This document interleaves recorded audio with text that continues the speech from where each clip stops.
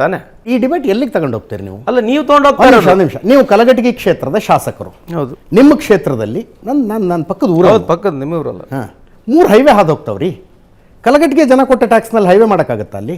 ಯಪ್ಪ ಸ್ಮಶಾನ ಶಿವನೇ ಯಾಲಯ್ಯ ಸ್ಮಶಾನ ಶಿವನ ಪ್ಲಸ್ ನಾವು ಅಲ್ಲ ರೀ, ಈಗ ನಿಮ್ದು where do you want to take this debate ಅನ್ನೋದು ಅರ್ಥ ಆಗ್ತಿಲ್ಲ. ಅಲ್ಲ, ಇಟ್ ಇಸ್ ನಿಮ್ಮ ಕ್ಷೇತ್ರಕ್ಕೆ ನಿಮ್ಮ ಕ್ಷೇತ್ರದ ತೆರಿಗೆದಾರರ ದುಡ್ಡನ್ನು ಅಷ್ಟು ಖರ್ಚು ಮಾಡಿದ್ರೆ ನಿಮ್ಮ ಕ್ಷೇತ್ರ ಅಭಿವೃದ್ಧಿ ಮಾಡಕ್ಕಾಗತ್ತಾ? ಹಂಗಲ್ರಿ. ಈಗ ನೀವು ಕೇಳ್ತಕ್ಕಂದ್ರೆ ಹೆಂಗಿದೆ ಅಂತಂದ್ರೆ, because we have raised this question, Narendra Modi ಇದ್ದಾರೆ. No comments. ನೀವೇನು ಹೇಳೋದಂದ್ರೆ ನಾವು ಕೇಳಬಾರ್ದು ಅಂತಲ್ಲ. ಮತ್ತೆ ನೀವು ಎಲ್ಲಿಗೆ ಹೋಯ್ತಿದ್ದೀರ ಅಂದ್ರೆ ಏನರ್ಥ? What you mean by this ಪ್ರಶ್ನೆ? ಎಲ್ಲಿಗೆ ಹೋಯ್ತಿದ್ದೀರ ಅಂತಂದ್ರೆ ಏನು? ಈಗ ಸುಮ್ಮನೆ ಉಲ್ಟಾ ನಾವು ಕೇಳ್ತೀವಿ, ಈ ದೇಶದ ಇಷ್ಟು ಸಾಲ ಆಗೈತೆ, ಇದು ಎಲ್ಲಿಗೆ ಹೋಯ್ದಿರಿ ನೀವು?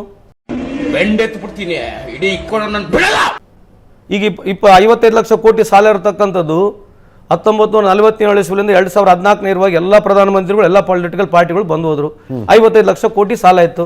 ಇವತ್ತೆಷ್ಟು ಲಕ್ಷ ಕೋಟಿ ಸಾಲ ಇದೆ? ಕೇಂದ್ರ ಸರ್ಕಾರ ಒಂದು ವೈಟ್ ಪೇಪರ್ ಹೊರಡಿಸುತ್ತೆ, ಅದ್ರ ಬಗ್ಗೆ ಡಿಬೇಟ್ ಆಗ್ಬೇಕಲ್ಲ. ಎಷ್ಟು ವರ್ಷಗಳಿಂದ ಎದೆಯಲ್ಲಿ ಬೆಂಕಿಯನ್ನು ಇಟ್ಟುಕೊಂಡು ಏನು ಮಾಡದೆ ಆರಿಸಿಕೊಳ್ಳುವುದು ಸಭೆಯಲ್ಲಿ ಅಂದ್ರೆ ನಿಮ್ಗೆ ಗೊತ್ತಿಲ್ಲ ಅಂತ. What ever I am talking, it is placed in the parliament. ಹೌದು, ಈ ಪಾರ್ಲಿಮೆಂಟ್ ನಲ್ಲಿ ಹೇಳಿರ್ತಕ್ಕಂಥದ್ದು ಹೇಳ್ದು 165 ಲಕ್ಷ ಕೋಟಿ ಸಾಲ ಆಗಿದೆ ಉದಾಹರಣೆಗೆ. ಇದು ಎಲ್ಲಿಗೆ ಬಂತು? ಇದ್ರ ಬಗ್ಗೆ ಯಾಕೆ ಚರ್ಚೆ ಆಗಬಾರ್ದು? ಬಿಟ್ಟಿ ನೀರ್ ಹಾಕಿಲ್ದಂಗೆ ಕೊಡೋಬಿಟ್ಟವನೆ ಎಂಥ ದೊಡ್ಡ ತಿಕ್ಕು 56 ರೂಪಾಯಿ ಇರತಕ್ಕಂಥ ಡಾಲರ್ ಇವತ್ತು 84 ರೂಪಾಯಿಗೆ ಹೋಗಿದೆ ಕಳೆದ ಬರೀ 9 ವರ್ಷದಲ್ಲಿ. ಇದ್ರ ಬಗ್ಗೆ ಯಾಕೆ ಚರ್ಚೆ ಆಗಬಾರ್ದು? ಡಿಮಾನಿಟೇಷನ್ ಬಗ್ಗೆ ಬಹಳ ದೊಡ್ಡ, ನಾವು ಇಡೀ ಪ್ರಪಂಚನೇ ಬಹಳ ಮೆರವಣಿಗೆ ಆಗ್ಬಿಡ್ತು. ಡಿಮಾನಿಟೇಷನ್ ಬಗ್ಗೆ ಯಾಕೆ ಮಾತನಾಡಬಾರ್ದು? ನೀವು ಮಾತಾಡ್ಬೇಕು.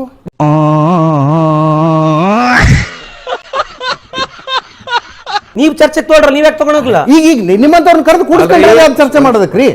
ನಾನು ಯಾಕೆ ಕೇಳಿ ಸರ್, ಈಗ ಏನಾಗಿದೆ ಅಂದ್ರೆ, we are at receiving end. The problem with whole where we are facing, including Rahul Gandhi, ನಮ್ಮ party, we are always at receiving end. ಓಹೋ, ನಿನ್ ಜೊತೆ 2 ಕಪ್ಪೆಗಳಿದ್ವಲ್ಲ, ಅವೆಲ್ಲಿ ಯಾಕದು ಆ ತರ ಇದೆ ಇವತ್ತು? ಒಪ್ಪಲ್ಲದು. ಸಿ ಇವೆ ನಾಟಕರಿ ಉಲ್ಟಾ ಮಾಡ್ಬಿಡೋಣ. ಇವತ್ತು ನಿಮ್ಮ ವೇದಿಕೆ ಮುಖಾಂತರ ನರೇಂದ್ರ ಮೋದಿ ಅವರು ಕೈ ಮುದ್ದು ಕೇಳ್ಕೊಳ್ತೀವಿ, 50% ಟೈಮ್ ಶೇರ್ ಅವ್ರು ತಗೊಳ್ಳಿ, 50% ಟೈಮ್ ಶೇರ್ ಎಲ್ಲರಿಗೆ ಕೊಡ್ರಿ, ಮ್ಯಾಟ್ರ ಮುಗಿತಲ್ಲ.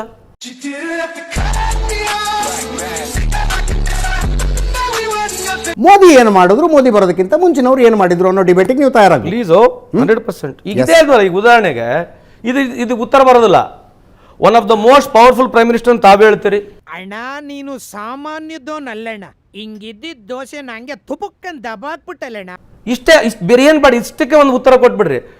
1947 ಇಸ್ವಿಯಿಂದ 2014 56 ರೂಪಾಯಿ $1 ಸಿಗ್ತಿತ್ತು. ಇವತ್ತು 84 ರೂಪಾಯಿಗೆ ಆಗೈತೆ. 43% ಇನ್ ಓನ್ಲಿ 9 ಇಯರ್ಸ್. ಇದ್ರ ಬಗ್ಗೆ ಯಾರು ಮಾತಾಡಿದ್ರೆ ಡಿಬೇಟ್ ಇಲ್ಲ. ಯಾರಿಗೆ ಇವನೇ ನನಗೆ ಕೌಂಟರ್ ಕೊಡ್ತಾವನೆ, ಈಗ ನಾನು ಕೊಡ್ತೀನಿ ನೋಡಿ ಕೌಂಟ್ರು. ಬೆಚ್ಚೆ ಬೆದ್ದು ಬಿಡಬೇಕು. ಸಂತೋಷ್ ಲಾಡ್ ಅವ್ರಿ, ಇದು ಈ ಸ್ಟ್ಯಾಟಿಸ್ಟಿಕ್ಸ್ ಮಿಸ್ಲೀಡಿಂಗ್ ಆಗೋದು ಬೇಡ. ಯಾಕೆ? 1947 ನಲ್ಲಿ $1 $1 ಇತ್ತು. ಯಾರು ಹೇಳಿದ್ರು ನಿಮಗೆ? ಯಾರು ಹೇಳಿದ್ರು? ಚೆಕ್ ಮಾಡ್ಕೊಳ್ಳಿ. ಏನ್ ಚೆಕ್ ಮಾಡ್ತೀರಿ? ಚೆಕ್ ಮಾಡ್ಕೊಳ್ಳಿ. ಏನ್ ಚೆಕ್ ಮಾಡ್ತೀರಿ? $1 $1 ಫ್ರೀ 54 ರೂಪಾಯಿಗೆ ಬಂದಿದೆ. ಇರ್ಲಿ, ಬಟ್ ಶೋಮಿನು ಹಂಗಾದ್ರೆ ಒಂದು ಉಗ್ರ ಹೋರಾಟ ಉಂಟು. ಪೆಗ್ಗಿಂಗ್ ಮಾರ್ಕೆಟ್ ಸ್ಟಾರ್ಟ್ ಆಗಿದೆ ದುಬೈನಲ್ಲಿ. ಡಾಲರ್ಗೆ ರುಪಿಗೆ ಪೆಗ್ಗಿಂಗ್ ಇದೆ, ಆಯ್ತಾ? ಈಗ ನಮ್ದು ರುಪಿ ನಿಮ್ಮ 10 ವರ್ಷದಲ್ಲಿ ವೀಕ್ ಆಗಿದೆಯೋ ಸ್ಟ್ರಾಂಗ್ ಆಗಿದೆಯೋ? ವೀಕ್ ಆಗಿದೆ. ಅದ್ರ ಬಗ್ಗೆ ಚರ್ಚೆ ಮಾಡೋಣ. ಆಯ್ತು, ನಾವು ವೀಕ್ ಮಾಡಿದ್ವಿ ಅಂತ ಇಟ್ಕೊಳ್ರಿ, ನೀವು ಸ್ಟ್ರಾಂಗ್ ಮಾಡ್ಬೇಕಾಗಿತ್ತಲ್ಲ ಬಂದು. ಅಯ್ಯೋ ಅಯ್ಯೋ ಅಯ್ಯೋ ಅಯ್ಯೋ, ಎಂಥ ಅದ್ಭುತವಾದ ವಿಚಾರವಂತ ನೀನು. ತುಂಬಾ ಬುದ್ಧಿವಂತ ಕಣ ನೀನು. ಆಯ್ತು, ನಾವು 2014 ಇಸ್ವಿವರೆಗೆ ದೇಶದಲ್ಲಿ ನಾವೇನು ಮಾಡಿಲ್ಲ, ಎಲ್ಲ ಸೊನ್ನೆ ಇಟ್ಬಿಟ್ಟಿದ್ವಿ. ನೀವು ಬಂದು ಸೊನ್ನೆ ಸುತ್ತಿ ಇನ್ನ ಜಾಸ್ತಿ ಡಬಲ್ ಮಾಡ್ಬೇಕಂತ ನಿಮಗೆ ಅಧಿಕಾರ ಬಂದು ಒಪ್ಪೋಣ. ನೀವೇ ಸೊನ್ನೆಗಳು ಸುತ್ತೀರಿ. ಆಯ್ತು, ನಾವಿಲ್ಲಿಂದ ಮೈನಸ್ ಮಾಡಕ್ಕಂತಾನೆ ಬಂದ್ವಿ. ನಿಮಗೆ 56 ರೂಪಾಯಿಗೆ $1 ಕೊಟ್ಟಿದ್ವಿ, ನೀವೆಲ್ಲಿಗೆ ಹೋಯ್ದ್ರಿ? ಆಕ್ಚುಲಿ ಅಲ್ಲಲ್ಲ, ಎಲೆಕ್ಷನ್ಗೆ ಡಿಬೇಟ್ ಆಗಬೇಕಾಗಿರೋ ವಿಷಯನೇ ಇದು. ಮತ್ತೆ ವಿಷಯ ಇದೇ ವಿಷಯದ ಮೇಲೆ ಡಿಬೇಟ್ ಆಗಬೇಕು. ನಮಗೆ ಬೇಕಾಗಿರೋದು ಜನರಲ್ ನಾಲೆಡ್ಜ್. ಶ್ರುತಿ, ನೀವು ಹೇಳ್ದಂಗೆ 50-50 ಟೈಮ್ ಕೊಡಬೇಕು. ಇದರ ಮೇಲೆ ಡಿಬೇಟ್ ಆಗಬೇಕು. ಎಲೆಕ್ಷನ್ಗಳು ಹಿಂಗಾದ್ರೆ ಚೆನ್ನಾಗಿರುತ್ತೆ. ಹೌದು, ಮತ್ತೆ ಯಾರು ಏನ್ ಸಾಧನೆ ಮಾಡಿದ್ರು, ಯಾರ್ದು ವೈಫಲ್ಯ. I am cutting across. ಈಗ ಮೊನ್ನೆ ರಾಮ ಮಂದಿರದ ಓಪನಿಂಗ್ ಆಯ್ತು, ಒಪ್ಪಿದೆ. 20 ದಿನ. Very interesting, but I don't care. Sir, ನಿಮ್ದೊಂದು ಪಕ್ಷ ಇದೆ, ಅದಕ್ಕೊಬ್ಬ ನಾಯಕರಿದ್ದಾರೆ, ರಾಹುಲ್ ಗಾಂಧಿ.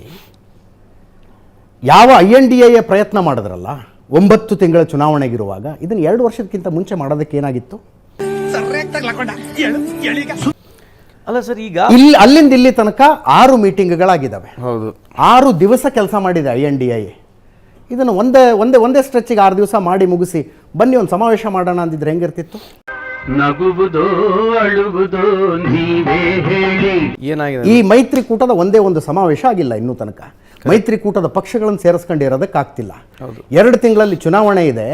ಒಂದು ಪಕ್ಷದ ನೇತೃತ್ವ ವಹಿಸಿಕೊಂಡಂಥವನು ಹೆಡ್ ಕ್ವಾರ್ಟರ್ನಲ್ಲಿ ಕೂತ್ಕೊಂಡು ಫೈರ್ ಫೈಟಿಂಗ್ ಮಾಡಬೇಕು. ಇವರು ಯಾತ್ರೆ ಮಾಡ್ಕೊಂಡಿದ್ದಾರೆ. ಈಗ ಈ ಕಡೆಯಿಂದ ಬಿದ್ದಿದ್ರೆ ಚೆಂಡು ಉಳ್ಕೊಂಡೋಗಿ ಪಚ್ಚ ಬಾಯಿನಲ್ಲಿ ಬಿದ್ಬಿಡ್ಬೇಕು ಮಗನೆ. ಆ ರಾಹುಲ್ ಗಾಂಧಿ ಅವ್ರನ್ನ ಮುಂದೆ ಇಟ್ಕೊಂಡು ಅವ್ರನ್ನ ಪ್ರಧಾನಮಂತ್ರಿ ಮಾಡಬೇಕು ಅಂತ ಹೊರಟಿದ್ದೀರಿ. ಫೈಟಿಂಗ್ ಸ್ಪಿರಿಟ್ ಎಲ್ಲಿದೆ? ಹಿಂಗ್ಯಾಕೆ ಆಗ್ತಿದೆ ಅಂದ್ರೆ ಮಾಧ್ಯಮದಲ್ಲಿ ಮೋದಿನ ತೋರಿಸ್ತೀರಿ, ಮಾಧ್ಯಮದಲ್ಲಿ ಮೋದಿನ ಅದೇ ತೋರಿಸ್ತೀರಿ. ಹೇಳ್ತಿರೋದು. ಯಾಕೆ ಹೇಳ್ತೀರಿ ಗೊತ್ತಾ? ನೀವೆಲ್ಲ ಸ್ಪಿರಿಟ್ ಮೋದಿ ತೋರಿಸೋದು ಟಿವಿನಲ್ಲೇ. ನಮ್ಮ ಪ್ರಕಾರ ಇದಕ್ಕೆಲ್ಲ ಕೇರ್ ಮಾಡಲ್ಲ. ಡೋಂಟ್ ಕೇರ್ ದೆನ್ ವೈ ಕಣ್ಣೀರ್? ನಮ್ಮ ಪ್ರಕಾರ ನೀವು ಅಷ್ಟೇ ರಾಹುಲ್ ಗಾಂಧಿಗೆ ತೋರಿಸ್ರಿ, ಪಾದಯಾತ್ರೆ ತೋರಿಸ್ರಿ. ರಾಹುಲ್ ಗಾಂಧಿ ಯಾಕೆ ತೋರಿಸಲ್ಲ? ಒಂದು ನಿಮಿಷ ಅಷ್ಟೇ ತೋರಿಸ್ರಲ್ಲ, ಒಂದು ನಿಮಿಷ ತೋರಿಸ್ರಿ. ಈಗ 5,000 ಸಾವಿರ ಕಿಲೋಮೀಟರ್ ತಿರುಗಾಡ್ರ ಅವರು, ಅಷ್ಟೇ ತೋರಿಸ್ರಿ ಅವ್ರದ್ದು. ಅವ್ರು ಪವರ್ಫುಲ್ ಆಗಲಿ ನನಗೆ ಹೇಳ್ರಿ, ನೆಕ್ಸ್ಟ್ ಇಲ್ಲೇ ಡಿಬೇಟಿಗೆ ಬರ್ತೀನಿ ನಾನು.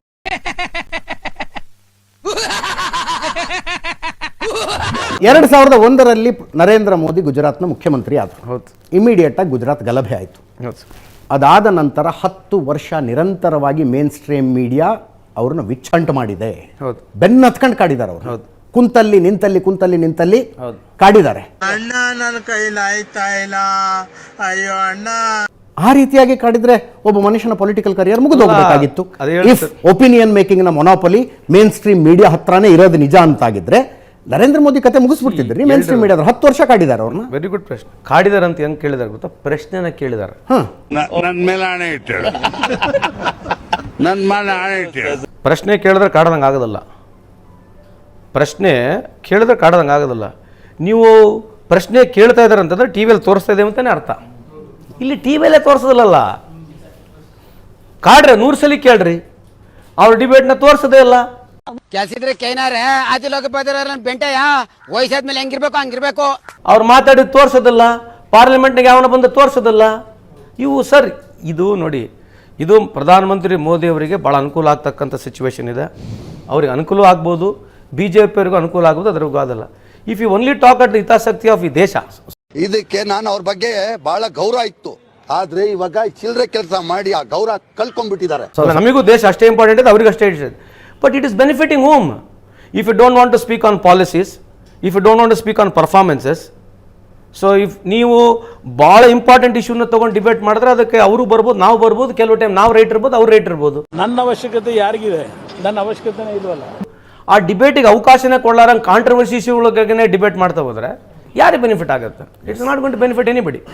ಇನ್ನೊಂದ್ಸಲ ಯೋಚನೆ ಮಾಡಿ ಹೇಳಿ, ರಾಹುಲ್ ಗಾಂಧಿ ಅವ್ರನ್ನ ಟಿವಿಲಿ ಜಾಸ್ತಿ ತೋರಿಸಿದ್ರೆ ಕಾಂಗ್ರೆಸ್ಗೆ ಲಾಭ ಆಗುತ್ತಾ? 100% ಯೋಚನೆ ಮಾಡಿ ಹೇಳಿ. 100% ಆಗುತ್ತೆ.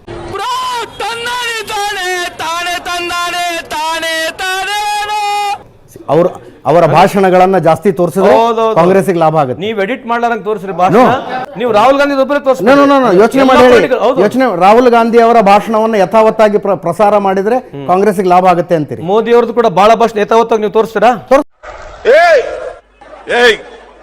ಸಫೇದ್ ಕಪಡ ಏನ್ ಹೇಳ್ತಾ ಇದ್ದಾರೆ ಅವರು?